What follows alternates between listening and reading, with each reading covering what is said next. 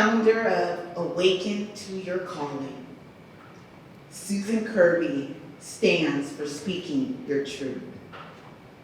Susan has helped countless clients from multiple continents be better on stages, bringing their soul to public speaking. Susan has spanned the spectrum, sharing her gifts with publicly traded companies, internationally training organizations, and icons of public speaking. During her 30-plus speaking career, she has transformed more than 15,000 lives from stage. Susan's choice as a child to speak to please others delayed her from speaking her own truth.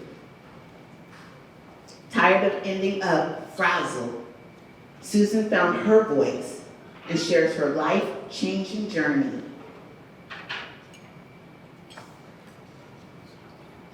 In the chapter, Speak Your Truth and Let the Miracles Begin. Susan's next book, Help! I've got a talk coming up. Get better on stages. Shares her secrets to having audiences consistently say, I want that. Committed to honor, belonging, and enchanted play. Susan has a divine gift for intuitively asking the right questions, hearing what is in the unsaid, and transitioning and translating, simplifying the soul's unique message into memorable talks. She has mastered the art of designing talks that incorporate what's been hiding below the surface, that wants to be shouted from the rooftops. From the rooftops. She ensures that her clients get to be who they were born to be, not who they've been trained to be. At the core of Susan's work is this message: shine your light and be found by the people you're meant to serve. After losing her home and a lifetime of possessions in a wildfire, Susan and her husband Russ set out on a journey to find the gift in the tragedy. Thanks to good insurance, they now own 4 acres of paradise in the desert hills rising out of Phoenix in the serene town of Kerby, Arizona. Their retreat-like home has amazing views, an infinity pool, and a separate casita for hosting Susan's boutique speaker retreats. There on her private stage, her clients step into the truth of who they are with power and grace. Discover how to connect soul to soul and learn to inspire an audience's desire.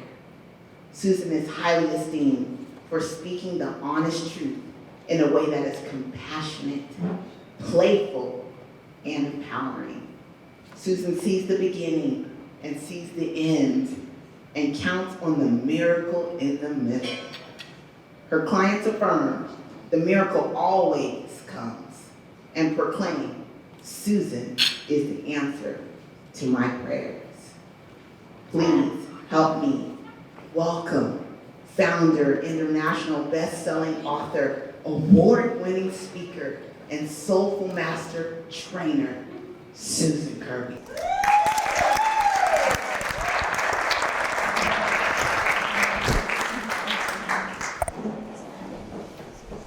Oh my.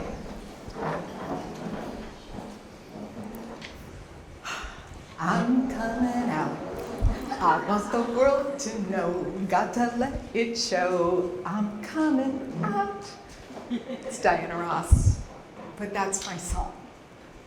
That was a song that when it came out in the 70s, I'm like, yes, I'm coming out. I'm gonna let the world know who I am. But I hid. And I spent my time not knowing who I am. And if you read in my book, in our book, in my chapter, you'll hear that time about how I groomed myself not to know who I was. And writing this wasn't writing a talk, and it wasn't helping Celeste write a talk, and it wasn't doing all the other things. This was, what I wrote wasn't what I teach. What I wrote was who I am. And I had to read the chapter again today to go, what did I actually say? Because I was nervous, because I knew I wrote what was real. That speaking your truth. That part where if you're not speaking your truth, you'll never be found by the people who are looking for you. And if we've spent all our time speaking someone else's truth because they told you to do that, you'll get the wrong people. I argued with God once in the really speaker training. This is your big idea. This is what you want from me. I do best when I argue with God. I get more answers that way. When I actually am like, dear God, please, I don't get much. But when I'm like, really? This is your big idea? And what I heard was, I'll bring you my messengers. You have them be good. And it took me years for one of my mentors to go, you know, God never actually said speaker training. You did. And I realized that the messengers, we all are messengers. And we all have stories. And we all have lives that didn't go as planned. And the question is, are we going to use those things to make the difference and share with someone else? Or are we going to look good? And I don't know about you, but the whole Frazzled to Fabulous, when they told me, I got invited into the book.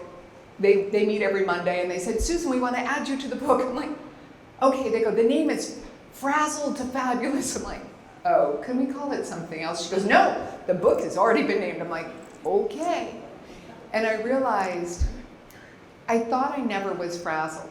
I certainly never used the word frazzled, but since I joined writing this book, I found most of my life was frazzled. With a few moments of fabulous that goes along with it, right? I was like, frazzled. And I looked up the definition of frazzled, and I thought, oh, frazzled came from not knowing my truth, from not knowing what I wanted, from doing what everybody else wanted me to do, from living my mom's life. I was the good daughter, I did what she wanted, but I didn't learn who I was. I learned to speak with a company called Landmark Education, very powerful, loved the seminars, but they were their words, their messages. I had nothing to say. And it was only after I thought, what do I have to say? What do I have to say? And that's when these women go, we want you to write a chapter. I'm like, but I got nothing to say. You know, that piece. And you know it's not true. The part is you have something to say and you don't really want to say it. And what it says in my bio is I help you share the things that are underneath the surface that you think nobody else needs to know. And I go, yes, shout them from the rooftops. But when it comes to me, I'm like, oh, you want me to share? So what you'll read when you get to read my chapter is you'll read the truth of growing up. I introduced you to my sister earlier, so I'll read you just her little part because it talks about groomed to not know my truth. Groomed to not know my truth. When my older sister Edie was getting ready to go for kindergarten school pictures, I was standing outside the bedroom we shared. I heard my mom say, but Edie, I picked out a beautiful gingham dress for you to wear for the school photos. Exasperated, my mom walked by me and said, she's been independent since the day she was born. To this day, Edie maintains, and this is her direct quote, because I said this, I'm going to write this in the chapter, what do you want me to say?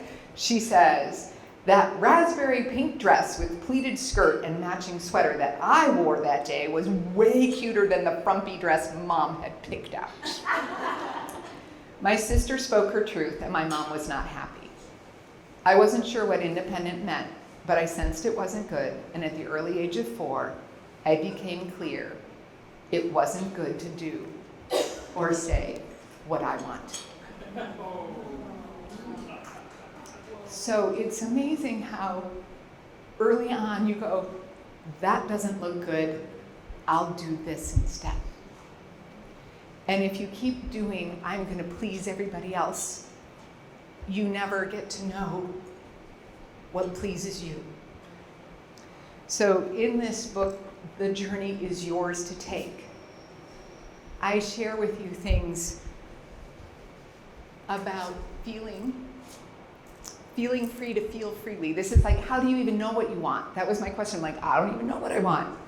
And tell you, I even went, when the fires came and we lost everything, and I have a pretty good attitude, so I'm like, okay, God, again, my argument, never liked that sermon called Cast Aside Your Belongings and Follow Me. I was always very happy that was a 2,000-year-old message that was meant for fishermen. But seeing as you have cast aside all my belongings on my behalf, where are we going? And I heard, where do you want to go? I'll take you where you want to go. I'm like, no, that was not the deal.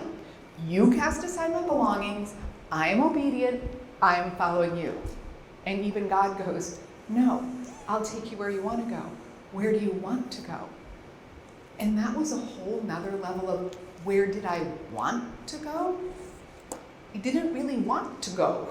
I was happy where I was. But seeing as we had to go, because no staying was an option, then when you let yourself dream, I didn't know what I wanted, because wanting to me means you should be able to get it. I wanted, I should get it. But dreaming is kind of unattainable, so therefore you can just dream wildly, because why not? So when my sister-in-law asks me, how's the house hunting going? While we were driving around Phoenix, when I wasn't wanting to move to Phoenix, those cactus that I didn't even know what they were called, it turns out they're swallows, but I didn't know what they were. And I'm like, I think I just moved to the moon. I'm not sure about this. But she asked me, how's the house hunting? And I said, well, we've looked at 7 yesterday and 8 more today, and we haven't found the perfect one yet. She said, what would perfect look like? And I said, okay, God, I'll play. I didn't want to move to Phoenix anyway, so I could shoot for the moon. Like, let's just say exactly what we want, because then if we don't find it, I'm like, we didn't find perfect. And I said, I wanted views of distance. I wanted to see the mountains. I wanted no neighbors looking over my pool. I wanted to see minimal neighbors in my view. I wanted the house to already look like us. I wanted minimal remodel.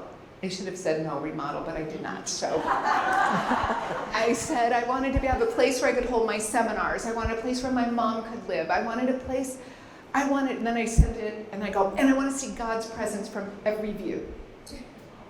She goes, God will tell you when you found it. I go, yes. I pressed send and walked into the house we bought. And it was like walking into a Miracle on 34th Street, that house where she goes, this is my house. I'm like, but I wasn't moving to Arizona. But when God asks you what do you want, and you actually tell God what you want, and you don't go, like, why just give a little of what you want? Why not dream big? Because this Course in Miracles says there's no order of difficulty in miracles, right? So if you're going to ask for something, you might as well ask for what you really want. And that's how come we now have 4 acres of paradise, rooms for 5, and I can host my seminars and people will stay. And I'm like, I have a whole guest wing over here. Now you have to know, we moved from 1,800 square feet in California to 5,500 square feet in Arizona. And you must spend all of your insurance money or you will not get it. And you must spend it on an actual dwelling, not even on the acreage. So you had to go from 1,800 square feet in California. You had to buy a house that was 5,500 square feet in Arizona because otherwise the insurance company got to keep my money. And I'm like, no, that's my money. So now I have this. So that's that part when God just goes, I have something better for you. And the good news is both my husband and I knew that when the fires came. Because I said, you never do anything by accident, so I can't wait to see where we're going. But it's that piece of when you say what you want and you let yourself dream, then you can have what you want. And so feeling is the first thing you need to do, is let yourself actually feel. Wanting, dreaming big. And then the third thing I'd say is claiming your right to delight. I see it. And finding delight in everything. And the last piece I'll say is, if not much delights you, you won't have much delight. So with that, it's your journey to take. Choose to move through frazzled to fabulous and live a magical, miraculous life. Thank you.